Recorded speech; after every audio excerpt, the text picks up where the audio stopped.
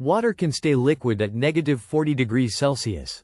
No trick, no special container, just a falling raindrop, hanging in the sky, defying the phase change it should have made 20 degrees ago. That is not a metaphor. That is happening right now, above your head, in every storm cloud on Earth. And here is where it gets personal. If you were somehow shrunk down to the scale of a single molecule and placed inside that drop, you would be floating in a liquid that is thermodynamically screaming to become something else. The energy is there. The temperature is there. The only thing missing is permission. And the moment permission arrives, the transformation would be instantaneous, violent, and total. This is supercooled nucleation. And it rewrites everything you thought you knew about how matter changes state. Let us back up for 1 second. You learned in school that water freezes at 0 degrees Celsius. Full stop. That is the rule. Except it is not the rule. It is the rule for water that has something to crystallize around. A dust particle. A bacterium. A tiny imperfection on a container wall. Chemists call these nucleation sites. They are the permission slips for phase change. Without them, water can be cooled to nearly -40 degrees and still remain completely liquid. Physicists call this state supercooled. That word does not do it justice. A better word would be loaded. Think of it like a mousetrap. You can press the spring down.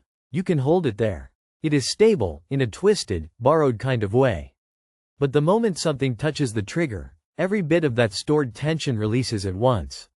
Supercooled water is a mousetrap that has been sitting on a spring for 20 degrees worth of thermal energy, just waiting. Now imagine you are inside the drop.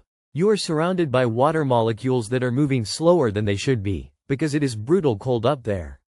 At -40 degrees, you are sitting at the exact temperature where spontaneous nucleation can occur even without a foreign particle.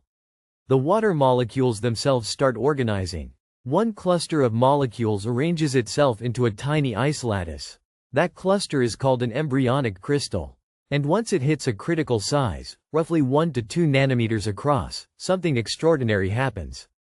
It stops dissolving back into the liquid and starts growing. Explosively. The crystallization front moves outward at speeds approaching 1 meter per second inside the drop.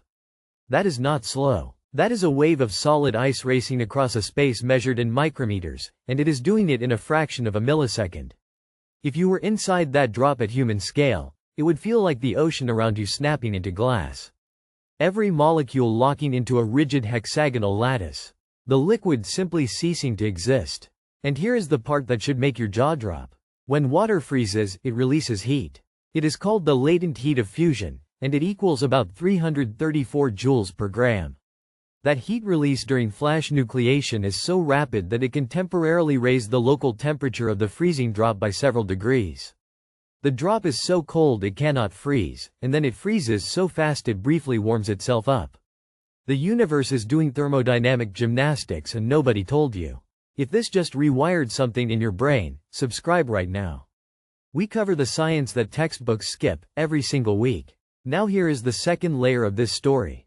Not all supercooled drops nucleate the same way. There are two mechanisms. Homogeneous nucleation is what we just described, the water organizing itself from pure chaos. But heterogeneous nucleation is stranger and more beautiful. It happens when a particle inside the drop acts as a template. Certain bacteria, specifically Pseudomonas syringae, produce a protein on their outer membrane that is geometrically almost identical to an ice crystal lattice. When one of these bacteria sits inside a supercooled drop, it does not wait for random molecular organization. It hands the water a blueprint. Crystallization begins at warmer temperatures, sometimes as high as -2 degrees, because the energy barrier to nucleation drops to almost nothing. These bacteria use ice as a weapon. When they infect a plant and cause the surrounding water to freeze, the ice crystals rupture cell walls. The bacteria feed on what spills out. Life figured out how to hack phase transitions 3 billion years before humans understood what phase transitions were. And here is the implication that should keep you awake tonight. Scientists are now engineering synthetic nucleation proteins modeled on that bacterial mechanism. The goal is not just to understand rain. The goal is controlled crystallization. Imagine building materials that can transition from liquid to solid on demand, triggered by a single molecular signal. Imagine organ preservation for transplant where tissues can be held in a supercooled state for hours and then crystallized and thawed with zero cellular damage. Imagine weather modification where cloud seeding becomes precise enough to trigger rain over a drought zone with surgical accuracy. Every one of those technologies lives inside the physics of that single falling raindrop. That drop that refused to freeze. That drop loaded with 20 degrees worth of unreleased transformation. The universe built a delay into phase change, and inside that delay is an enormous amount of possibility. You spent your whole life walking under storms without knowing that the sky above you is full of water that is technically a liquid but physically primed for something else. Every cloud is a suspended moment. Every raindrop that hits your face went through a transformation that still is not fully understood at the quantum level.